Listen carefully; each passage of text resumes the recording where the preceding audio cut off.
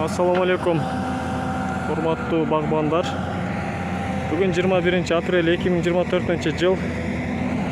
Чүй областы Кант шаары, российский авиабаза. Эрте менен таң атпай биз камчылап сугаруу системасы үчүн бассейн каздыруудабыз. Узун туурасы 10 тереңдиги 3 метр болгон буйрукса бассейн казылып атат.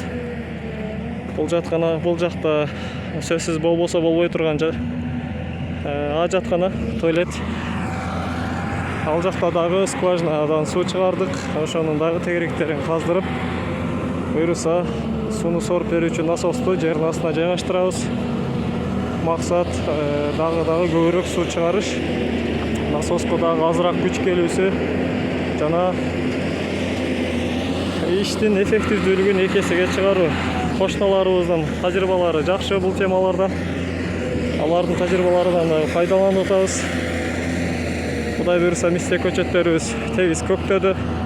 Балким 1% курагандар бар, алар дагы көбүнчө тамыры козголуп калган көчөттөр.